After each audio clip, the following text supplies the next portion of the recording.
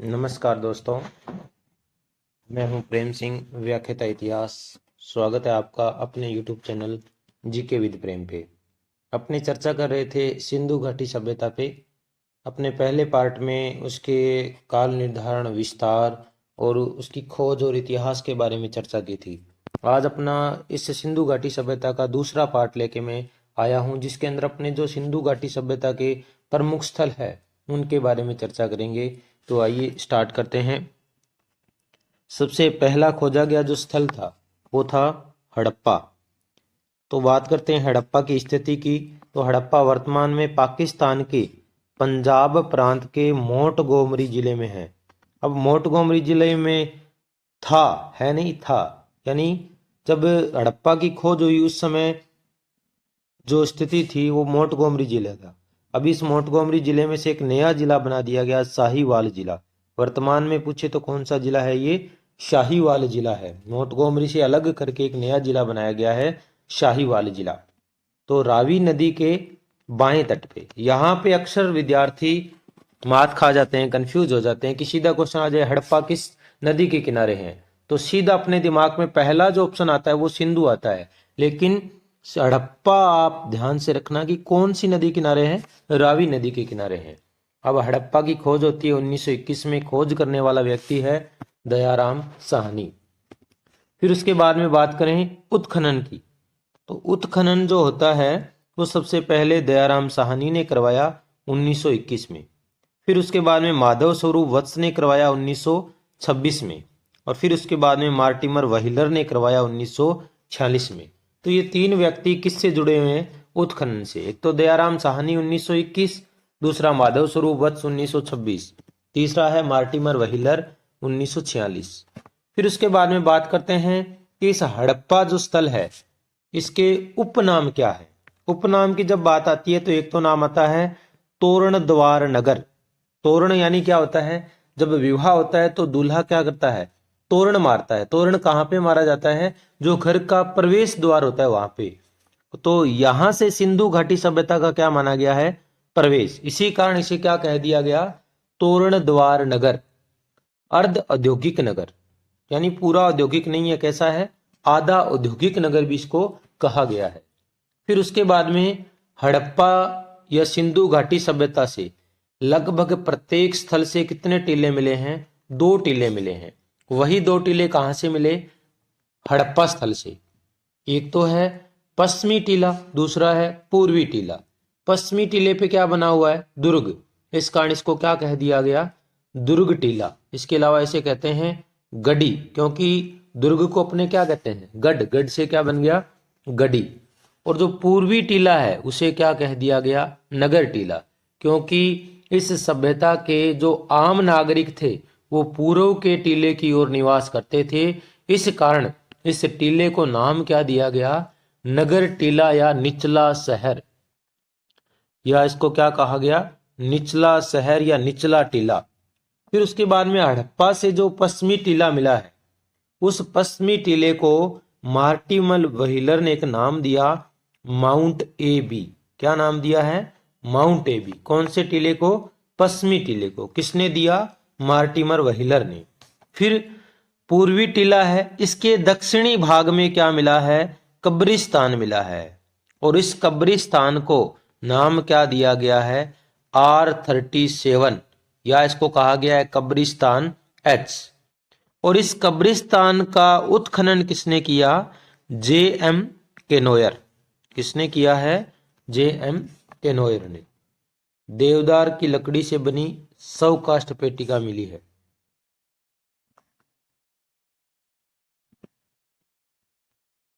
पिग्गट महोदय ने हड़प्पा व मोहनजोदड़ो को सिंधु सभ्यता की जुड़वां राजधानी कहा था। हड़प्पा व मोहनजोदड़ो को क्या कहा है? सिंधु घाटी सभ्यता की जुड़वां राजधानी। किसने कहा है? पिग्गट महोदय ने। 6-6 की 2 पंक्तियों में निर्मित कुल 12 कक्षों वाला अन्नागार मिला है। क्या मिला है? अन्नागार। यानी 6 इस तरफ कमरे बने हुए, 6 इस तरफ कमरे बने हुए, टोटल 12 कक्ष बने हुए हैं। और एक कक्ष का जो माप है जैसे ये एक कक्ष है, इसका माप है इधर से 20, इधर से 50, यानी 50 इंटू 20 फीट का है। नगर के पश्चिमी द्वार के पास, ये जो अन्नागार मिला है कहाँ पे मिला है? नगर के पश्चिमी द्वार के पास, यानी पूर्वी टीले का जो पश्चिमी द्वार है उसके पास मिला है। फिर उसके बाद में व्हीलर ने इसे क्या कहा है? शस्त्रागार परिषद कहा है। अन्नागार को व्हीलर ने क्या माना है? शस्त्रागार परिषद। सिंधु घाटी सभ्यता की सबसे बड़ी इमारत कौन सी है? हड़प्पा का अन्नागार है। सिंधु घाटी सभ्यता की एक तो पूछ लेते हैं संरचना और एक पूछ लेते हैं इमारत। इमारत और संरचना में अंतर है। इमारत पूछे तो सबसे बड़ी कौन सी है? हड़प्पा का अन्नागार है। ऋग्वेद के हरूपिया का समीकरण हड़प्पा से किया गया है। फिर उसके बाद में स्त्री के गर्भ से निकलते हुए पौधे वाली मरण मूर्ति भी कहाँ से मिली है? हड़प्पा से मिली है। मार्शल ने इसे क्या कहा है? पृथ्वी माता या उर्वरा की देवी। एक यहां से मिली है पित्तल की इक्का गाड़ी। नरक बंद प्रस्तर यानी पुरुष के धड़ की पाषाण मूर्ति मिली है। सिर नहीं है, केवल धड़ की पत्थर से बनी हुई मूर्ति है, जिसे क्या कहा गया है? नरक बंद प्रस्तर। ईंटों के वर्ताकार चबूतरे। तो ये था हड़प्पा। हड़प्पा के बाद में जो खोजा गया वो स्थल था मोहनजोदड़ो। स्थिति है पाकिस्तान के सिंध प्रांत में। वो कौन से में? पंजाब में। ये कौन से में है? सिंध प्रांत में। सिंध प्रांत के लरकाना जिले में। उससे दो जिले जुड़े हुए, पहले मोंटगोमरी, अभी वर्तमान में शाहीवाल। उसकी खोज की दयाराम साहनी ने 1921 में। इसकी खोज होती है 1922 में। करने वाला व्यक्ति कौन है? राखल दास बनर्जी। यह कौन सी नदी के किनारे? सिंधु के। हड़प्पा कौन सी के था? रावी के। इसके उपनाम मृतकों का टीला, मुर्दों का भाटा, सिंध का नखलिस्तान, रेगिस्तान का बगीचा, स्तूपों का शहर। स्तूपों का शहर क्यों कहा गया? क्योंकि कुषाण शासक कनिष्क ने यहाँ पे एक स्तूप का निर्माण करवाया, इस कारण इसे क्या कहा गया है? स्तूपों का शहर कहा गया है। फिर उसके बाद उत्खनन। उत्खनन में यहाँ भी 3 व्यक्ति जुड़े हुए। 1930 में अर्नेस्ट मेके, 1945 में व्हीलर, 1965 में जॉर्ज डेल्स। यानी उत्खनन में सबसे पहला है अर्नेस्ट मेके, फिर है व्हीलर, फिर है जॉर्ज डेल्स। ये 3 व्यक्ति उत्खनन से जुड़े हुए हैं। उसके बाद में अपने चर्चा करते हैं वृहत स्नानागार। क्या मिला है? यहाँ से विशाल स्नानागार मिला है। उस स्नानागार की जो आकृति है इस प्रकार है। इसकी जो लंबाई है वो है 39 फीट, चौड़ाई है 23 फीट और गहराई या ऊंचाई है 8 फीट। उत्तर और दक्षिण में इसमें उतरने के लिए क्या बनी हुई है? सीढ़ियां। और दक्षिण और पश्चिम में जल निकासी की व्यवस्था की गई है। यहाँ पे जल निकास की व्यवस्था है पश्चिम और दक्षिण दिशा में। जॉन मार्शल ने इसे तत्कालीन विश्व का आश्चर्यजनक निर्माण कहा है, क्योंकि घरों में आम खास जो स्नानागार होता है वो 4x5 का होता है और ये कितने का? 39x23 का। तो ये एक आश्चर्यजनक ही हो गया, इतना बड़ा किस लिए? डीडी कोसांबी ने स्नानागार की तुलना की है किससे? पुष्कर के कमल ताल से, यानी पुष्कर की जो झील है उससे तुलना की है किसने? डीडी कोसांबी ने। वाटर प्रूफिंग का ये क्या है? पहला उदाहरण है। वाटर प्रूफिंग का क्या है? पहला उदाहरण। फिर दूसरी जो इमारत यहां से मिली है वो क्या मिला है? अन्नागार। अन्नागार हमें कहां से मिला? सबसे बड़ा हड़प्पा से। सिंधु घाटी सभ्यता की सबसे बड़ी इमारत। मोहनजोदड़ो की सबसे बड़ी इमारत है ये। केवल मोहनजोदड़ो स्थल की पूछे सबसे बड़ी इमारत तो अन्नागार है, न कि स्नानागार। अन्नागार की जो लंबाई है वो है 45.71 मीटर, वो थी फीट में, और चौड़ाई है 15.23 मीटर। ये ध्यान में रखना, ये मीटर में है, विशाल स्नानागार की फीट में थी, और किले के अंदर स्थित है ये अन्नागार। यानी कौन से टीले पे है? पश्चिमी टीले पर है। किला किस पे बना होता था? पश्चिमी टीले पे। तो उस किले के अंदर क्या बना हुआ है? अन्नागार बना हुआ है। मोहनजोदड़ो की क्या है? सबसे बड़ी इमारत है। अब मोहनजोदड़ो की जो सड़कें हैं वो किस पद्धति पे है? ग्रिड पैटर्न पर, समांतर सड़कों का एक जाल बिछा हुआ है। ग्रिड यानी समकोण पे काटती हुई सड़कें, इसको क्या कहा गया है? ग्रिड। ग्रिड का अर्थ होता है जाल। फिर उसके बाद में है यहां से कांसे की, किसकी? कांसे की नृत्य रत नारी की क्या मिली है? मूर्ति, जिसकी ऊंचाई कितनी है? 14 सेंटीमीटर है। प्रस्तर की योगी की मूर्ति मिली है, पत्थर की। क्या मिली है? योगी की मूर्ति, जो ध्यान की मुद्रा में बैठा हुआ है। यूनिकॉर्न प्रतीक वाली चांदी की मोहरें मिली है। कौन से प्रतीक की? यूनिकॉर्न प्रतीक की, जिसपे दौड़ते हुए घोड़े का चित्र है। महाविद्यालय भवन के साक्ष्य मिले हैं। यूनिकॉर्न का अर्थ ही होता है दौड़ते हुए घोड़े का चित्र जो होता है उसको कहते हैं यूनिकॉर्न। तो महाविद्यालय भवन के क्या मिले हैं? साक्ष्य मिले हैं। फिर उसके बाद पशुपतिनाथ की मूर्ति या मुहर किस पे बनी हुई है? एक मोहर पे बने हुए पशुपतिनाथ, जिसके कितने मुख हैं? 3 मुख वाला पुरुष ध्यान की मुद्रा में बैठा है। सिर पर सींग भी कितने हैं? 3 सींग हैं। अब इस पशुपतिनाथ के नीचे की तरफ बाईं ओर कौन से पशु का चित्र बना हुआ है? गेंडा और भैंसा। और दाईं ओर कौन से पशु का चित्र बना है? हाथी व चीता, या कह दे व्याघ्र। और सामने की तरफ जस्ट नीचे, यानी मान लो ये पशुपतिनाथ है, इस तरफ यानी बाईं ओर तो क्या है? भैंसा और गेंडा, और इस तरफ क्या है? हाथी व चीता। जस्ट इसके नीचे यहां क्या है? हिरण। तो मार्शल ने इसे क्या कहा है? आद्य शिव कहा है। अब आपसे पूछ ले पशुपतिनाथ के साथ कुल कितने जानवर हैं? 2, 2 4 और 2 6। लेकिन एक बात और ध्यान में रखना, इस मोहर के दूसरी तरफ वृषभ का चित्र बना हुआ है। वृषभ यानी बेल। इस पूरी में मोहर पर टोटल कितने हो गए? 7, और वैसे कितने हैं? 6। फिर उसके बाद में है 20 स्तंभों वाला एक भवन मिला है। 20 जिसके अंदर पिलर लगे हुए खंबे हैं, वो भवन मिला है, जिसे क्या कहा गया है? सभा भवन। सूती कपड़े के साक्ष्य मिले हैं। हाथी का क्या मिला है? कपाल खंड। गले हुए तांबे के क्या मिले हैं? ढेर। कुंभकारों के 6 भट्टे। घोड़े के दांत और घोड़े की मरण मूर्ति। ऊंट की हड्डियां। तांबे की बनी हुई हेयर पिन। सलाका युक्त तलवारें। मोहर पर सुमेरियन नाव का क्या मिला है? अंकन। KUR कनेडी को मोहनजोदड़ो के कंकालों से मलेरिया के साक्ष्य मिले हैं। किसको? KRU कनेडी को पहली बार मलेरिया के साक्ष्य कहां से मिले हैं?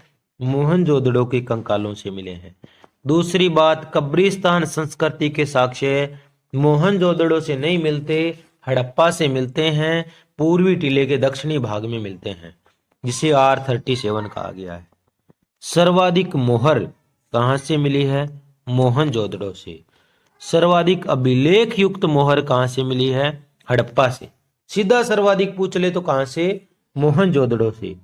सर्वाधिक अभिलेख युक्त कुछ अंकन किया हो वो कहां से मिली है? हड़प्पा से। बेलनाकार मोहर कहां से मिली है? कालीबंगा से। फारस की मोहर कहां से मिली है? लोथल से। फिर उसके बाद बटन के आकार की मोहर कहां से मिली है? लोथल से। मोहरें किससे बनी होती थी? सेल खड़ी से बनी होती थी। सबसे विशिष्ट 2 वस्तु है सिंधु घाटी सभ्यता की, वो है क्या? मोहर है। सर्वाधिक मोहरें किस आकार में हैं? चौकोर या वर्गाकार में बनी हुई थी। मोहर पर सर्वाधिक अंकन किसका है? एक श्रृंगी बेल का है। सुमेरियन नाव का अंकन वाली मोहर कहां से मिली है? मोहनजोदड़ो से मिली है। योगी या पशुपतिनाथ की मोहर कहां से मिली है? मोहनजोदड़ो से मिली है। फिर उसके बाद में है चनहुदड़ो। स्थिति है पाकिस्तान के सिंध प्रांत में। कौन सी नदी के किनारे? सिंधु नदी के किनारे। खोज किसने की? N G Majumdar. कब की? 1931 में। उत्खनन कब हुआ? 1935 में। किसने किया? अर्नेस्ट मैके ने। विशेषताओं की बात करें, झुककर झाकर संस्कृति के अवशेष मिलते हैं।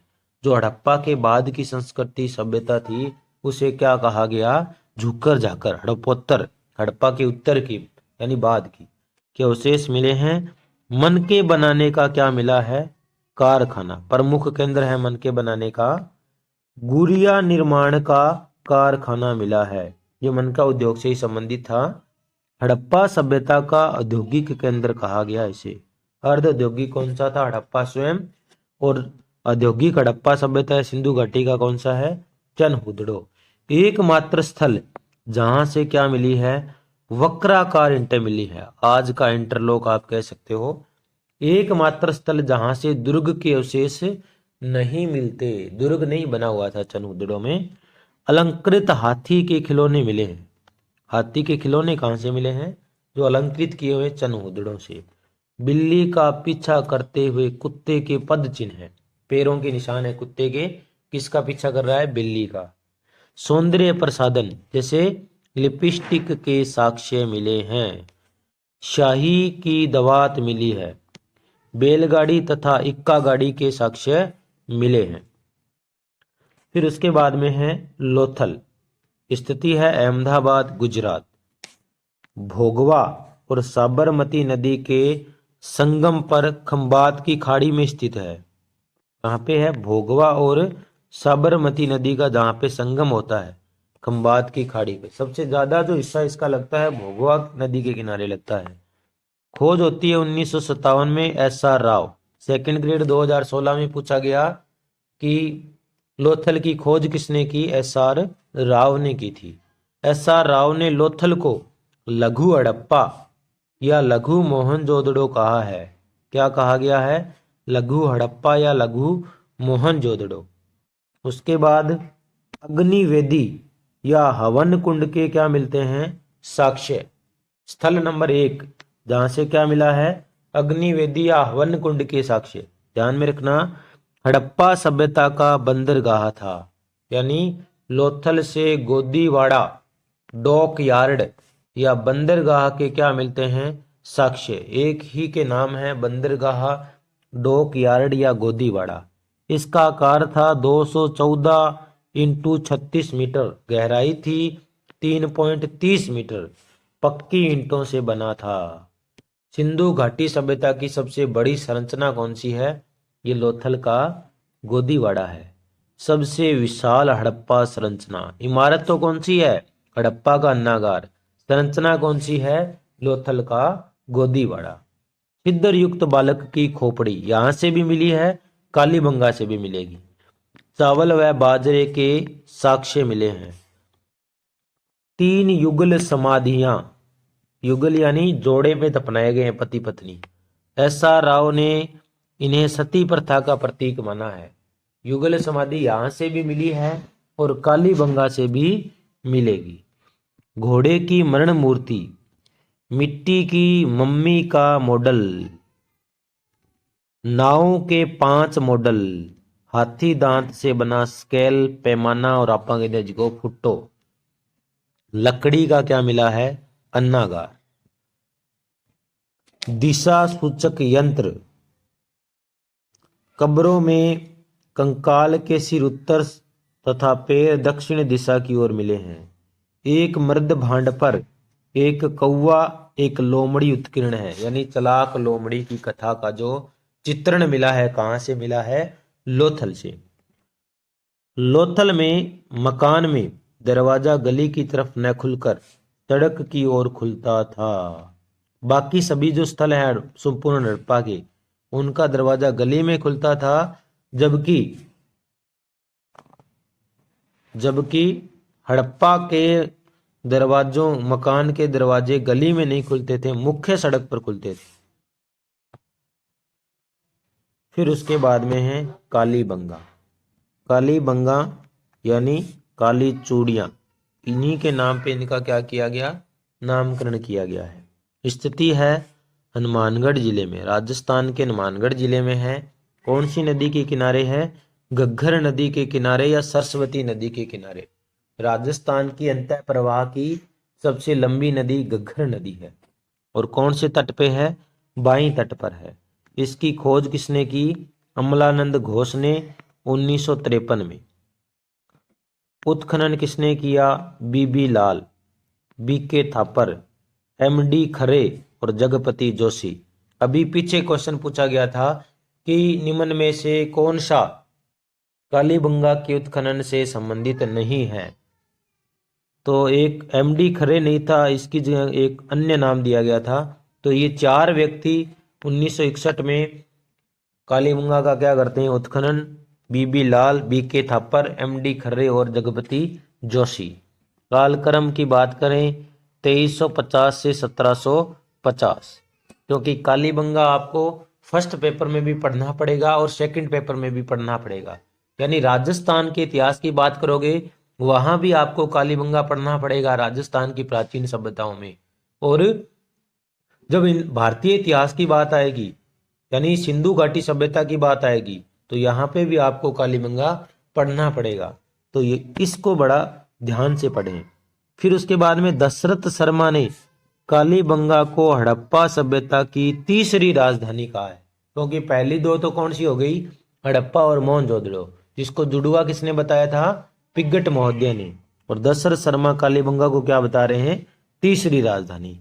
कालीबंगा से हड़प्पा काल व प्राक हड़प्पा काल के क्या मिलते हैं, साक्ष्य मिलते हैं।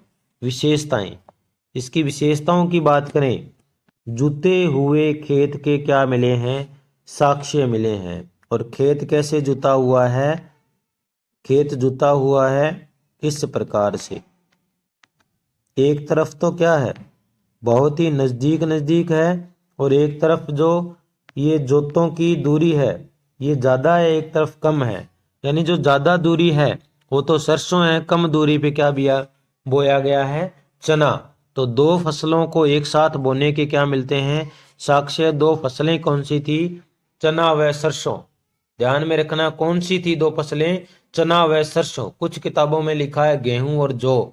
गेहूं और जौ एक साथ बोओगे तो उनको कटाई करते समय भी प्रॉब्लम आएगी, पहचान कैसे करोगे। तो चना और सरसों को आसानी से एक साथ बोया जा सकता है और काटा भी जा सकता है। एक साथ बोया क्या गया था, चना और सरसों बोया गया था। 7 अग्निकुंड, इसके अलावा अग्निकुंड कहां से मिले थे, लोथल से। यहाँ एक क्रम में कितने मिले हैं, 7 अग्निकुंड हैं, एक चबूतरे पे बने हुए, एक साथ एक लाइन में बने हुए।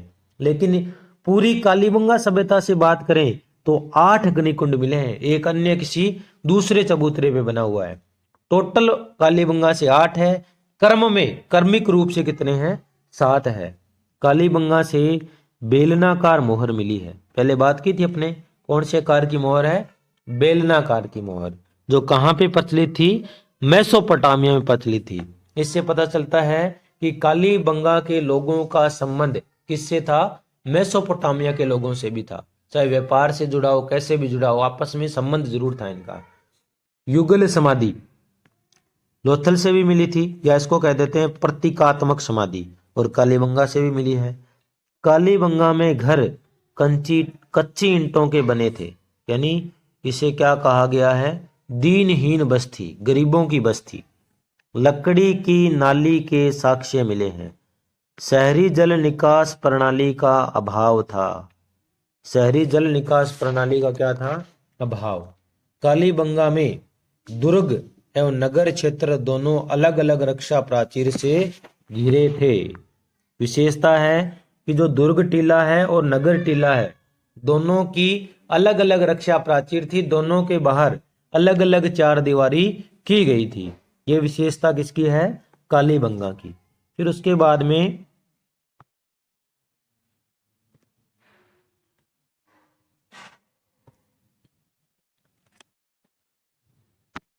5 स्तरीय उत्खनन में प्राक हड़प्पा और विकसित हड़प्पा के अवशेष मिलते हैं। उत्खनन कितने स्तरों पे हुआ? 5 स्तरों पे। एक तो प्राक हड़प्पा के साक्ष्य मिलते हैं और दूसरे विकसित हड़प्पा के, यानी हड़प्पा के पहले और फिर विकसित अवस्था के। 1 से जो 3 स्तर हैं वो तो है विकसित हड़प्पा के, और 4 से 5 जो है वो क्या है? प्राक हड़प्पा के। भूकंप के क्या मिलते हैं? साक्ष्य मिलते हैं। फिर उसके बाद में देखिए, ये देखो, ये दुर्ग टीला था इधर वाला, और ये क्या था? नगर टीला। दुर्ग टीले में बीच में 4 दीवारी की गई थी, 2 भागों में डिवाइड किया गया था। ऐसा पहली बार हुआ। दुर्ग टीले को कितने भागों में डिवाइड कर दिया? 2 भागों में। इधर वाला जो उत्तरी क्षेत्र है इसमें तो कौन रह रहे हैं? संभ्रांत वर्ग के लोग। और दक्षिणी क्षेत्र में क्या बने हुए हैं? मिट्टी से चबूतरे बने हुए हैं, जिसमें एक चबूतरे पर 7 क्या मिली है? अग्निवेदी। इसके अलावा यहाँ कुएं के साक्ष्य भी मिलते हैं, और इसके चारों तरफ रक्षा प्राचीर बनी है, और रक्षा प्राचीर में क्या बने हैं? सुरक्षा बुरुज बने हुए हैं। सुरक्षा के लिए क्या बने हुए हैं? बुरुज। वो इधर नगर टीला, यहाँ मुख्य सड़क आ गई, और ये भवन बने हुए हैं। तो दुर्ग और नगर टीला। दूसरी बात, प्रतिच्छेदी वर्तों से अलंकृत ईंटें मिली हैं। फर्श में किस ईंटों का प्रयोग किया गया है? अलंकृत ईंटों का प्रयोग किया गया है। ये कालीबंगा की क्या है? विशेषता। मकान कच्ची ईंटों के बने हैं, लेकिन फर्श बेल बूटीदार अलंकृत ईंटों से बने हुए। शवाधान, कब्रिस्तान दुर्ग टीले के दक्षिण पश्चिम में स्थित था। कब्रिस्तान जो है वो कहाँ स्थित था? दुर्ग टीले के दक्षिण पश्चिम में स्थित था। शव अंत्येष्टि की 3 विधियां प्रचलित थी। 3 कौन कौन सी? एक तो पूर्ण समाधिकरण, दूसरा था आंशिक समाधिकरण, तीसरा था दाह संस्कार। पूर्ण यानी पूर्ण रूप से दफना देना। आंशिक में क्या होता था कि पहले मरे हुए व्यक्ति को जंगल वगैरह में छोड़ देते थे, जंगली जानवर खा लेते थे, और उस बचे हुए जो हड्डियां वगैरह है उसको क्या कर देते थे? दफना देते थे। उसको क्या कहा गया है? आंशिक समाधिकरण। और दाह संस्कार, जलाना। फिर उसके बाद में कुछ गड्ढे मिले हैं, जैसे अंडाकार गड्ढे। अंडाकार गड्ढे मिले हैं। इन अंडाकार गड्ढों में कंकाल एवं मृद भांड तथा अन्य सामग्री, ऐसे कितने गड्ढे मिले हैं? कुल 15 गड्ढे मिले। 15 गड्ढों के क्या मिलते हैं? अवशेष। फिर है आयताकार गड्ढे। आयताकार गड्ढे केवल सामग्री मिली है, अस्थि अवशेष नहीं मिले हैं। कितने अवशेष मिले हैं? 5 आयताकार गड्ढों के अवशेष मिले हैं। एक है गोल गड्ढे। कैसे गड्ढे हैं? गोल गड्ढे। इनमें केवल क्या मिली है? सामग्री। कुल 17 गोल गड्ढों के अवशेष मिलते हैं। एक कब्र से तांबे का क्या मिला है? दर्पण मिला है।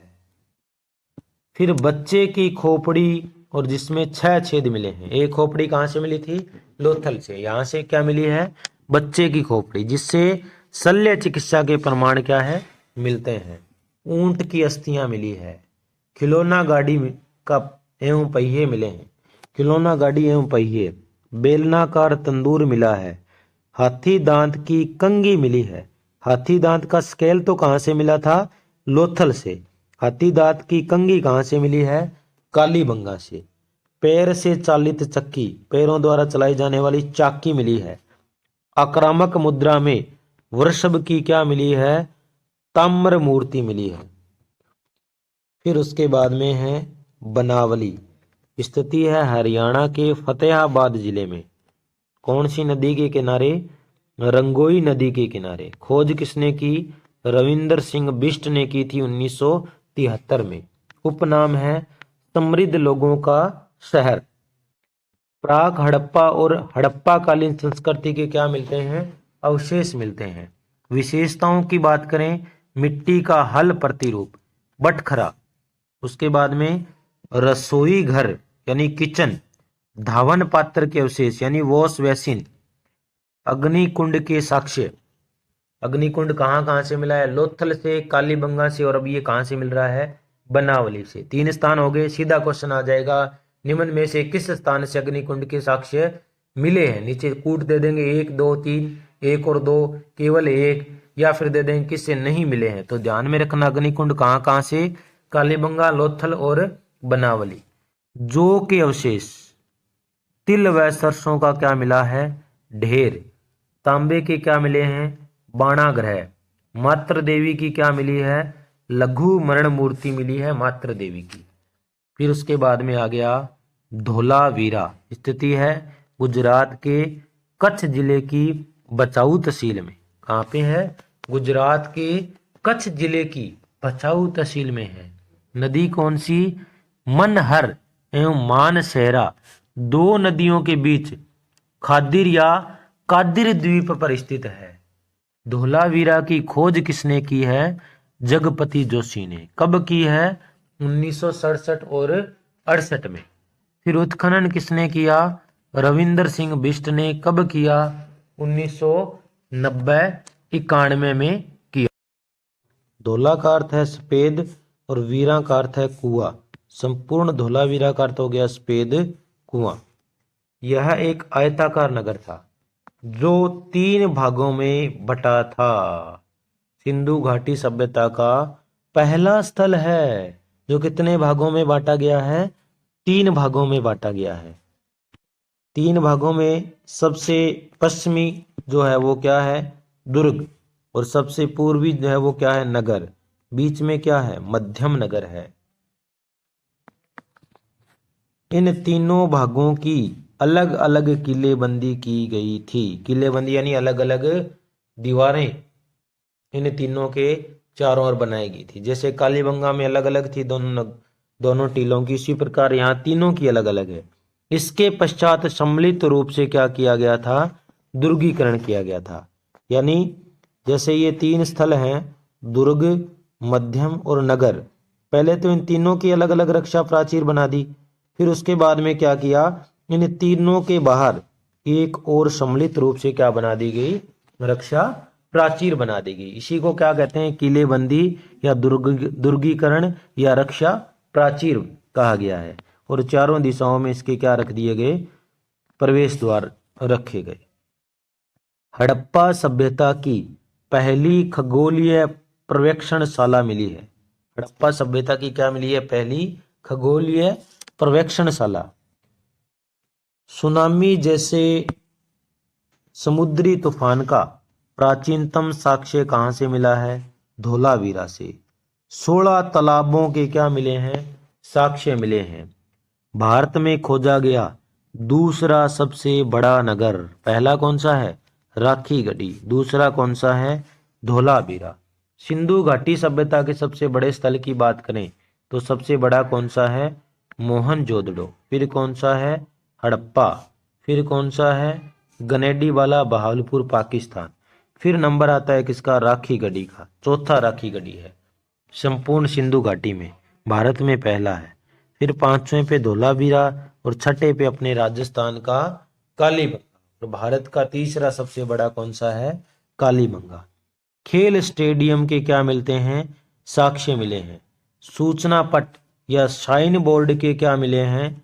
साक्ष्य मिले हैं, जिसमें कितने अक्षर हैं? 10 अक्षर है। सबसे बड़ा लेख है ये। फर्स्ट ग्रेड परीक्षा जो 2020 में जिसका पेपर हुआ उसमें पूछा गया था। उसके बाद एक और एग्जाम में पूछा गया। सबसे बड़ा जो लेखों वाला अभिलेख है वो कहाँ से मिला है? धोलावीरा से मिला है। सबसे बड़ा लेख या अभिलेख। बांध निर्माण, कृत्रिम जलाशय, जल प्रबंधन, वाटर हार्वेस्टिंग के क्या मिलते हैं? अवशेष मिलते हैं। कहाँ से? धोलावीरा से।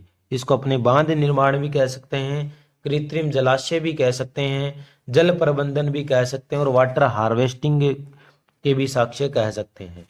राज्यसभा के क्या मिलते हैं? अवशेष मिलते हैं। गिरगिट की क्या मिलती है? प्रतिमा। नेवले की क्या मिलती है? पाषाण मूर्ति।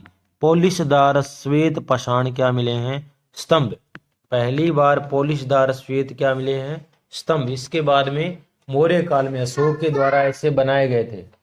मौर्य काल में अशोक के द्वारा ऐसे बनाए गए थे। सर्वाधिक क्या मिले हैं? प्रवेश द्वार वाला नगर है। सबसे अधिक इसके क्या है? प्रवेश द्वार है। फिर उसके बाद में है राखीगढ़ी, हरियाणा के हिसार जिले में स्थित है। नदी है सरस्वती या घग्गर नदी। खोज सूरजभान रफीक मुगल। कब हुई? 1969 में। भारत में खोजा गया सबसे बड़ा क्या है? स्थल। बच्चों के पिट्ठू या पिट्ठू खेलने के साक्ष्य कहाँ से मिले हैं? राखी गढ़ी से। लेख विहीन क्या मिली हैं? मोहरें। मृद भांडों पर भित्तियां अभिलेख खुदे हुए हैं। टेराकोटा के क्या बने हैं? पहिए। हड्डी से बनी हुई क्या मिली है? सुई। मनके बनाने की क्या मिली है? कार्यशाला। इसके अलावा पहले कहाँ से मिली थी? चनहुदड़ों से। लकड़ी का क्या मिला है? ताबूत या शव काष्ठ पेटी का। पहले मिली थी हड़प्पा से, अब एक और कहाँ से मिल रही है? राखी गढ़ी से। 5 पुरातात्विक क्या मिले हैं? टीले। दुर्ग टीले के चारों तरफ कच्ची ईंटों से बनी क्या मिली है? रक्षा प्राचीर। रक्षा प्राचीर कच्ची ईंटों से बनी है। कच्ची ईंटों के मकान कहाँ से मिले थे? कालीबंगा से। अग्नि कुंड के साक्ष्य, ये लो जी, अग्नि कुंड के साक्ष्य कहाँ कहाँ से मिल रहे हैं? कालीबंगा, लोथल, बनावली, और ये चौथा आ गया कौन सा? राखी गढ़ी। सिंधु लिपि युक्त लघु मुद्रा भी क्या मिली, क्या है यहां से प्राप्त हुई है। फिर उसके बाद में है रोपड़। रोपड़ पंजाब में सतलज नदी के बाएं तट पर स्थित है। खोज किसने की थी? बीबी लाल ने। कब की थी? 1950 में। यज्ञदत्त शर्मा ने क्या किया? उत्खनन। कब किया? 1953 से 56 के बीच में। आजादी के बाद या स्वतंत्रता के बाद भारत में खोजा गया पहला स्थल कौन सा था? रोपड़ था। मानव के साथ कुत्ते दफनाने के क्या मिलते हैं? साक्ष्य मिलते हैं।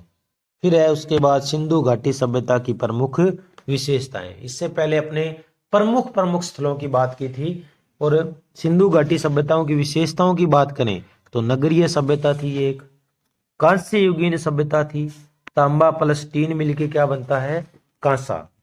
सिंधु घाटी सभ्यता का समाज के साथ कैसा था? मातृस्थात्मक समाज था। व्यापार प्रधान व्यवस्था, यानी ये उनका मुख्य व्यवसाय क्या था? व्यापार था। साक्षर सभ्यता थी। हमें कैसे पता चला? क्योंकि बहुत सारी मोहरें मिली हैं जिन पे कुछ लिखा हुआ है जो आज तक पढ़ी नहीं गई, जिन्हें बूस्ट्रोफेदम कहा गया है, जो बाएं से दाएं और दाएं से बाएं लिखी जाती थी। नगर नियोजन और जल निकास प्रणाली इसकी मुख्य विशेषता है। मुख्य खाद्यान्न की बात करें तो गेहूं और जौ इनका मुख्य क्या था? खाद्यान्न था। सड़कों की बात करें तो जाल पद्धति या ग्रिड पद्धति पे बनी थी, जैसा कि इस चित्र में दिखाया गया है। और जो समकोण पे काटती थी, जो सर्किल बनता था, उसे अपने कहते हैं चौराहा, चौक, उसे क्या कहते थे? ऑक्सफोर्ड सर्किल कहा जाता था। लोहे से परिचित नहीं थे। और सिंधु घाटी सभ्यता के जो मर्द भांड हैं वो लाल और काले मर्द भांड हैं। प्रमुख उद्योग कौन सा था इनका? वस्त्र उद्योग था। कपास उगाने के पहले साक्ष्य मोहनजोदड़ो से मिलते हैं। सिंडन उसको नाम दिया गया था कपास को। ये लिपि की बात आई, भाव चित्रात्मक, बूस्ट्रोफेदम, दाएं से बाएं लिखी गई, इसी कारण इनको, इस सभ्यता को क्या माना गया है? साक्षर सभ्यता माना गया है। सर्वप्रथम कपास उगाने का श्रेय सिंधु सभ्यता के लोगों को दिया जाता है, सिडोन। फिर उसके बाद में कई बार पूछ लेते हैं आयात की जाने वाली वस्तुएं मिलान करो या है सुमेलित, तो उनकी बात करते हैं। टीन और चांदी। टीन और चांदी कहां से लेके आते थे? ईरान और अफगानिस्तान से आती थी। तांबा, तांबा कहां से? खेतड़ी, राजस्थान और बलूचिस्तान। सोना, ईरान, अफगानिस्तान, दक्षिणी भारत के कर्नाटक से। फिरोजा, ये एक पत्थर है, ईरान से। हरा अमेजन, नीलगिरी की पहाड़ियां। सीसा, ईरान, अफगानिस्तान, राजस्थान, दक्षिणी भारत, यहां से सीसा। लाजवरद वेदुरन पत्थर, बदख्शा, अफगानिस्तान, मेसोपोटामिया। फिर उसके बाद में नील रतन, बदख्शा, अफगानिस्तान। शिलाजीत, हिमालय क्षेत्र। फिर उसके बाद लाल गोमदे, राजस्थान, काठियावाड़ और कश्मीर। हरित मणि, पन्ना, दक्षिणी भारत। सेल खड़ी, जिससे मोहरें बनती थी, बलूचिस्तान, राजस्थान, गुजरात। फिर उसके बाद है शंख एवं कोड़िया, सौराष्ट्र, कच्छ, गुजरात, दक्षिणी भारत। फिर बात करते हैं लिपि को पढ़ने का प्रयास किसने किया? K N Verma, S R Rao, I Mahadevan. लिपि को सर्वप्रथम पढ़ने का प्रयास किसने किया था? एल एन वेडन 1925 में। फिर बात करते हैं हड़प्पा सभ्यता का पतन। हड़प्पा सभ्यता का पतन कैसे हुआ? कुछ विद्वान हैं और उनके मत हैं, पतन के कारण बता रहे हैं। जैसे garden child, wheeler, Ram Prasad चंद्र पिगट, ये कहते हैं कि आर्यों का आक्रमण हुआ, इस कारण सिंधु घाटी सभ्यता का क्या हो गया? पतन हो गया। S R Rao, John Marshall, Ernest Mackay, ये कहते हैं बाढ़ आ गई, इसके कारण सिंधु घाटी सभ्यता का क्या हो गया? पतन हो गया। एच टी लॉम्बेरिक, माधव स्वरूप वत्स, डेल्स, जॉर्ज डेल्स, सिंधु नदी का मार्ग बदलना इनके पतन का क्या था? कारण था। R L Stine, A N Ghosh, Gurdeep, शुष्कता एवं जलवायु परिवर्तन सिंधु घाटी सभ्यता का क्या माना है? पतन का कारण। M R Sahni, Robert Raikes, George F Dales भूतात्विक परिवर्तन को क्या मानते हैं? पतन का कारण मानते हैं। के यू आर कनेडी, प्राकृतिक आपदा या मलेरिया, मोहनजोदड़ो के जो कंकाल है उसमें किसके साक्ष्य मिले? मलेरिया के। किसको? कनेडी को। जॉन मार्शल, प्रशासनिक स्थिरता, प्रशासन में ढील। फेयर सर्विस, रफीक मुगल और बी के थापर, पारिस्थितिकीय असंतुलन। फिर है धर्मपाल अग्रवाल, डीपी अग्रवाल, रफीक मुगल, घग्गर व हकरा नदी क्षेत्र का सूख जाना क्या मानते हैं? सिंधु घाटी सभ्यता के पतन का कारण मानते हैं। धन्यवाद। इसके साथ आपका रीट मुख्य परीक्षा और सेकंड ग्रेड के लिए जो पहला टॉपिक था सिंधु घाटी सभ्यता, वो अपना पूर्ण हुआ। अगर वीडियो अच्छा लगे तो लाइक करें, ज़्यादा से ज़्यादा अपने दोस्तों के साथ शेयर करें।